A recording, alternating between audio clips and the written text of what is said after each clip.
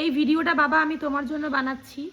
না আমি খেতে পাচ্ছি না, আমি শুতে পাচ্ছি না, আমি বসতে পাচ্ছি না, আমি ঠিকমতো আমার কাজ করতে পাচ্ছি, কোনোরকম কিছু করতে পারছি না। আমি জানি এই ভিডিওটা তোমাকে তোমার পাড়ার চামচারা তোমাকে দেখাবেই, মানে আমাদের পাড়ার লোকের কথা বলছি, অনেক চামচার পুষে রেখেছে, তারা তোমাকে দেখাবেই।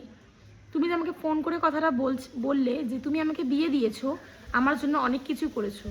প্রতিটা বাবা মা তার বাচ্চার জন্য এইটা করেই, এটা নর্মাল ব্যাপার। তুমি যখন আমাকে জন্ম দিয়েছো, তো তুমি আমাকে বিয়ে দেবে না তো কি পাশের বাড়ির লোক আমাকে বিয়ে দেবে? এইটা একটা কথা। আমি আমার মাকে জ্বালিয়েছি, আমার মা আমার জন্য মারা গেছে। সারা পাড়ার লোক, আমার স্কুলের বন্ধুরা পর্যন্ত জানে যে তুমি আমার মার সাথে কী কী অত্যাচার করেছো। ওই যে আমি বললাম তখন যে আমি একটু হ্যাবলা ক্যাবলা ছিলাম, ফোন ইউজ করতাম না, মানে ইউটিউব ফেসবুক কিছু করতাম না, এটারই অ্যাডভান্টেজ তুমি পেয়ে গেছো। তুমি বাবা হয়ে আমাকে এই কথাটা বলছো? তুমি এত অন্যায় করেছো, তুমি জানো আমাদের পাড়ার এত কজন ছোট ছোট বাচ্চা থেকে বড় থেকে সবাই জানে তুমি আমার মার সাথে কী করেছো।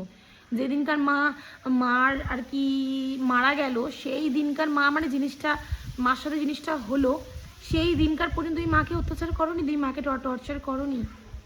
মানলাম তুমি করোনি, পিসি ঠাকুমারা করেছে, বাট তুমি করোনি। আমি এই কথাটা বলতে বাধ্য হচ্ছি কারণ তোমার সাথে আমার ফোনে কথা হচ্ছে না। ওই একবারই তুমি আমাকে ফোন করেছো, ফোন করে যা তা উল্টো পাল্টা কথা শুনিয়েছো, তারপর থেকে তোমার সাথে তো আমার কথা হয়নি।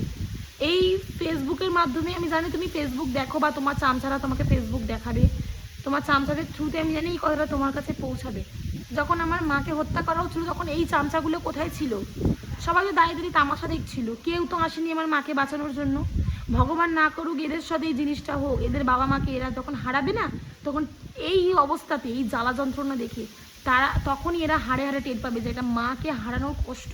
আর সেই সময় আমার মা যা কষ্ট পেয়েছিল, সেই কষ্টটা এরা ফিল করতে পারবে। আসলে লোকের সাথে হয়েছে তো ওই জন্য এরা কিছু জানে না, এরা কিছু বুঝতে পারছে, এরা শুধু তামাশাই দেখছে।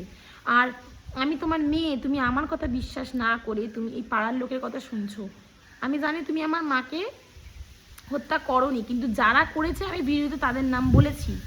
সেখানে তুমি যদি এই পাড়ার চামচাদের কথা শুনে আমার সাথে সম্পর্ক খারাপ করছো, আমাকে ফোন করে যা তা কথা বলছো, এইটা তুমি ভুলে যেও না যে আমারও কিন্তু মা নেই।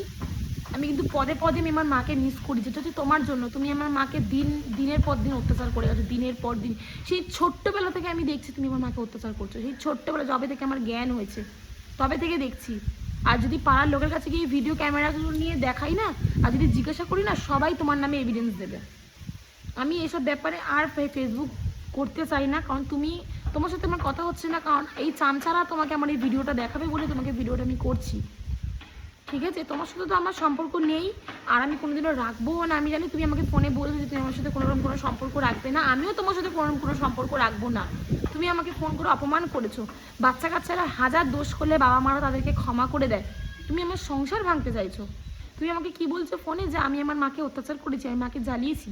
কোনো সন্তান তার মাকে অত্যাচার করতে পারে, জ্বালাতে পারে? ছি, আমার তো লজ্জা লাগছে তোমার এই কথা শুনে।